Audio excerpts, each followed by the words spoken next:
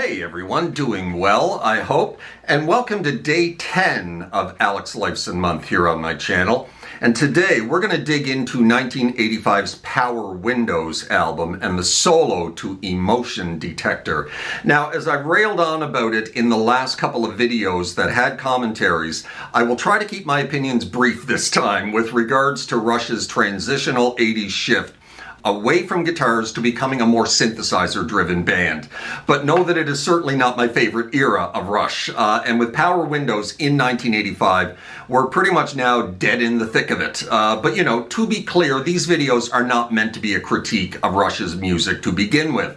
They're all about Alex Lifeson and his incredible playing. But, you know, of course, it's nearly impossible for these two issues to not intertwine to some degree because it had such an adverse effect with regards to just how much of Alex's playing we got on these releases during this phase of Rush's career. Now, with that said, there are a couple of great guitar solos on Power Windows that do stand out. And Alex himself has stated that he was happier with his role on this album over the previous two, and felt that there was a better mix between synth and guitar on Power Windows than there was on Signals or Grace Under Pressure.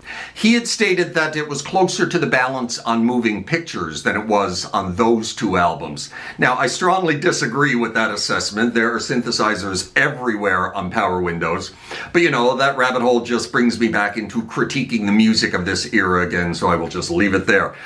So then, the solo to Emotion Detector. Like my previous post for the solo to Between the Wheels, it was another solo from this era that had pretty much eluded me at the time, or I had, you know, somehow forgotten about it, because like I said, I wasn't really listening to Rush very closely in the mid to late 80s. And like Between the Wheels, this solo was another forum favorite that I found in my internet searches for the great, underrated and underappreciated Alex Lifeson solos, you know, to learn for this project.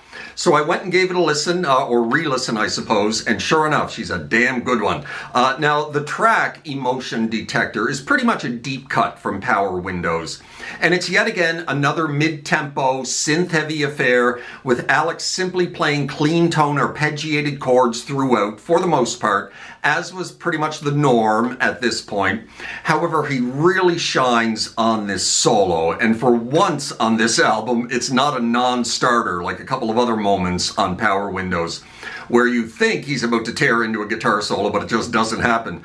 It's also a fairly lengthy solo, where we finally get to hear Alex do what Alex does best. Rip into a fantastic guitar solo, replete with lots of his somewhat signature Alex Lifeson whammy bar work. Really, really good stuff. I think had this solo stemmed from one of the cuts from Moving Pictures or any other previous album, it would be much more appreciated and well known, and there'd be a lot more discussion about it being one of his all-time finest guitar solos. Just an excellent and nearly melodically perfect solo from Alex on this one. Well, there you have it, day 10 on 30 Days of Lerxst. Hope you enjoyed that, and if you did, please hit that like button, drop me a subscribe if you haven't done that already, as that would be awfully nice. Hope you're well out there in your little guitar corner of the world, and do not forget to tune in tomorrow for day 11 of Alex Lifeson Month. Take care of yourselves. Cheers.